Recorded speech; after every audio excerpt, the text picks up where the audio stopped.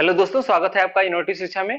तो आज हम लेकर के फिर से हाजिर हैं इंपॉर्टेंट एमसीक्यू सीरीज का एक नया वीडियो। तो आज के वीडियो में हम बात करने वाले हैं क्लास 10th का जो चैप्टर नंबर 1 है साइंस का, उसके बारे में आपको क्वेश्चन पूछा जाएगा। तो आपके पास आज दो एमसीक्यूज हैं, इन दोनों एमसीक्यूज को हम सॉल्व करेंगे और इसके फिर आंसर्स देखेंगे।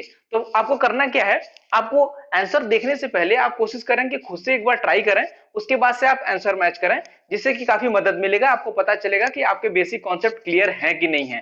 तो चलिए स्टार्ट करते हैं आज का एमसीक्यू। तो आज का पहला जो एमसीक्यू है वो बोलता है मार्क द इनकरेक्ट स्टेटमेंट। तो आपको क्या करना है, आपको इनकरेक्ट स्टेटमेंट पे मार्क करना है। तो आपको ध्यान ये रखना है, कई बार बच्चे इस बात को नहीं देखते हैं और उनका आंसर गलत हो जाता है। तो आपको कोशिश करना है कि इस बात को ऊपर फोकस करें, उसके बाद से आप ऑप्शंस को काफी सावधानी पूर्वक रीड करें, क्योंकि सारे ऑप्शंस काफी सिमिलर आपको नजर आएंगे। तो पहला जो ऑप्शन है वो बोलता है substances appearing on the left hand side of the equation are called products.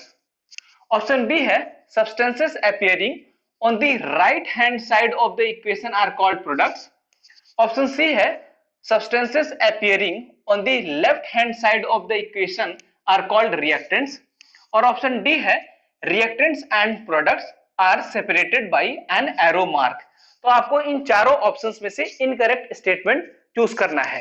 तो अगर आपको बेसिक कॉन्सेप्ट पता है तो आपको ऑप्शंस पढ़ने के बाद पता चल जाएगा कि जो आपका ऑप्शन नंबर ए है वो एक इनकरेक्ट स्टेटमेंट है, क्योंकि ये बोल रहा है लेफ्ट हैंड साइड के जो सब्सटेंसेस होते हैं उनको हम प्रोडक्ट बोलते हैं, जो कि सही नहीं है। इसका मतलब कि आपका क्वेश्चन नंबर 1 का जो एग्जैक्ट आंसर हो जाएगा वो हो जाएगा ऑप्शन ए। तो option A is the correct answer for question number 1। तो चलिए इसका जो बेसिक कॉन्सेप्ट है मैं उसको भी एक्सप्लेन कर देता हूं, जिससे कि आपको फ्यूचर में आप इस तरह की गलती ना करें। तो देखिए, मान लेते हैं कि हमारे पास दो सब्सटेंसेस हैं ए और बी, और ये दोनों रिएक्ट करके एक तीसरी सब्सटेंस बनाते हैं सी। ठीक है, तो अब ये देखिए ए और बी दो सब्सटेंसेस जो कि रिएक्ट हो रही हैं, तो इनको हम बोलते हैं रिएक्टेंट्स। और इनके रिएक्शन होने के बाद जो आपको फाइनली सब्सटेंस बनता है इसको हम बोल देते हैं प्रोडक्ट। और इसमें कोई जरूरी नहीं कि एक सिंगल प्रोडक्ट ही बनेगा, आपको एक से ज्यादा प्रोडक्ट भी बन सकते हैं। ठीक है, तो ये बेसिक कॉन्सेप्ट है। और ये जो रिएक्टेंट होता है और जो प्रोडक्ट होता है ये एक एरो मार्क से सेपरेट होता है, और ये जो एरो है वो डायरेक्शन ऑफ रिएक्शन शो करता है, यानी किस डायरेक्शन से किस डायरेक्शन की तरफ आपका रिएक्शन प्रोसीड कर रहा है वो ये एरो शो करता है। तो ये इसका बेसिक कॉन्सेप्ट था। तो चलिए स्टार्ट करते हैं आज का सेकंड क्वेश्चन। तो सेकंड क्वेश्चन देखते हैं क्या बोलता है। ये क्वेश्चन है what is the number of iron atoms and hydrogen atoms in the balanced equation for the reaction of steam on iron। तो आपके पास टोटल 4 ऑप्शंस हैं। पहला ऑप्शन है 3Fe and 8 hydrogen, option B है 3Fe and 4 hydrogen, option C है 6Fe and 6 hydrogen, and option D है 8Fe and 10 hydrogen. तो आपको इस क्वेश्चन को पहले सॉल्व करना पड़ेगा, क्योंकि ये आपको एक इक्वेशन दिया हुआ है, आपको इस इक्वेशन को पहले राइट डाउन करना पड़ेगा, उसके बाद आपको इस इक्वेशन को बैलेंस करना पड़ेगा, तब जाकर के आप चूज कर सकते हैं कि इसमें एग्जैक्ट आंसर कौन सा है। तो चलिए सॉल्व करते हैं इस इक्वेशन को। तो आपको क्या करना है, स्टीम को आयरन के साथ रिएक्ट कराना है, उसके बाद से आपको फाइनली बैलेंस करना होगा, और बैलेंस करने के बाद आपको एग्जैक्ट आंसर पता चलेगा। तो चलिए स्टार्ट करते हैं। आपको स्टीम को एक्ट कराना है किसके साथ, इस स्टीम को एक्ट कराना है हमें आयरन के साथ। तो आयरन लिख लिया, उसके बाद से हमने स्टीम लिख लिया। अब ये दोनों जब रिएक्ट करते हैं तो आपको जो प्रोडक्ट बनता है वो बनेगा Fe3O4 प्लस हाइड्रोजन। ठीक है, तो ये हमारा रिएक्शन हो गया। अब हमें क्या करना पड़ेगा, इस रिएक्शन को बैलेंस करना पड़ेगा, क्योंकि आपको पता है according to the law of conservation of mass आपके जो रिएक्टेंट के जितने नंबर ऑफ एटम्स होते हैं सेम नंबर ऑफ एटम्स होने चाहिए आपके प्रोडक्ट साइड में।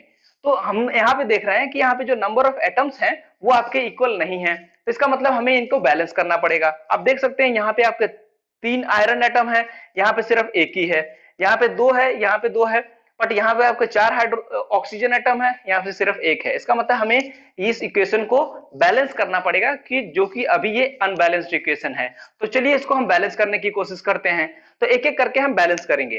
तो देखते हैं, अब यहाँ अगर आप प्रोडक्ट साइड में देखिए तो यहाँ पे आपको दिखेगा कि यहाँ पे हमारे पास 3 आयरन एटम है और यहाँ पर 1 है। तो इन दोनों को बैलेंस करने के लिए हम क्या कर सकते हैं, हम यहाँ पे 3 से मल्टीप्लाई कर देंगे। तो उससे क्या होगा, हमारा ये जो आयरन है वो लेफ्ट हैंड साइड और राइट हैंड साइड दोनों के अंदर बैलेंस हो जाएगा। अब आते हैं दूसरे एटम के ऊपर। अब देखिए यहाँ पे ऑक्सीजन जो है वो 4 है और यहाँ पे ऑक्सीजन 1 है। तो अगर आपको इनको बैलेंस करना है तो हमें क्या करना पड़ेगा, हमें इसको 4 से मल्टीप्लाई करेंगे, जिससे कि आपका 4 ऑक्सीजन आपका लेफ्ट हैंड साइड के अंदर और 4 ऑक्सीजन आपका राइट हैंड साइड के अंदर। तो ये दोनों आपका ऑक्सीजन एटम इक्वल हो जाएगा। तो चलिए अब लास्ट इसमें देखते हैं हाइड्रोजन को। अब हाइड्रोजन देखिए, हमारे पास हाइड्रोजन अभी ये अनबैलेंस्ड है। हाइड्रोजन आपका लेफ्ट हैंड साइड या फिर रिएक्टेंट साइड में देखिए तो आपको दिखेगा टोटल 8 हाइड्रोजन है और आपका राइट हैंड साइड के अंदर सिर्फ 2 हाइड्रोजन है। तो हमें क्या करना पड़ेगा, इन दोनों को अगर आपको बैलेंस करना है तो आपको इस साइड में भी 4 से मल्टीप्लाई करना पड़ेगा, जिससे कि आपका हाइड्रोजन बैलेंस हो जाए। तो अब मुझे लगता है कि ये इक्वेशन बैलेंस हो चुका है। चलिए एक बार चेक भी कर लेते हैं कि क्या ये इक्वेशन बैलेंस है कि नहीं। उसके बाद से हम इसके अंदर से जो भी आंसर है उसको चूज करेंगे और उसके बाद एग्जैक्ट आंसर पे टिक मारेंगे। तो चलिए स्टार्ट करते हैं। देखिए आपको लेफ्ट हैंड साइड के अंदर आपको 3 आयरन, यहाँ पे आपको राइट हैंड साइड के अंदर अभी 3 आयरन एटम। इसका मतलब कि हमारा आयरन जो एटम है वो बैलेंस हो चुका है। अब आते हैं हाइड्रोजन के ऊपर। हाइड्रोजन देखिए इधर कितना है, 4 टू 8 यानी 8 हाइड्रोजन एटम है और इधर भी 8 हाइड्रोजन एटम है। इसका मतलब कि हाइड्रोजन एटम भी बैलेंस हो गया है। अब लास्ट में आप ऑक्सीजन चेक कर सकते हैं। ऑक्सीजन देखिए यार राइट हैंड साइड के अंदर 4 है और यहाँ पे भी 4 है। तो इसका मतलब कि जितने नंबर ऑफ एटम्स आपके लेफ्ट हैंड साइड में है उतने नंबर ऑफ एटम्स आपके राइट हैंड साइड में है। इसका मतलब ये लॉ ऑफ कंजर्वेशन ऑफ मास के प्रिंसिपल को फॉलो करता है। तो इसका मतलब हमारा ये इक्वेशन बैलेंस हो चुका है। अब हमें क्या करना है, आपको प्रोडक्ट साइड में आप देखिए कि आपका कौन सा ऑप्शन सही है। तो आप देखते हैं कि प्रोडक्ट साइड के अंदर जो आयरन है वो 3 है और हाइड्रोजन कितना है, 8 है। तो हम आप चूज कर सकते हैं कि 3 आयरन एटम और 8 हाइड्रोजन एटम। तो कौन सा ऑप्शन सही हो जाएगा, इसके अकॉर्डिंग अगर आप ऑप्शन ए को देखेंगे तो ऑप्शन ए के अंदर आपको 3 आयरन है और 8 हाइड्रोजन एटम है। इसका मतलब कि हमारा जो क्वेश्चन नंबर 2 का जो सही आंसर हो जाएगा वो हो जाएगा ऑप्शन नंबर A.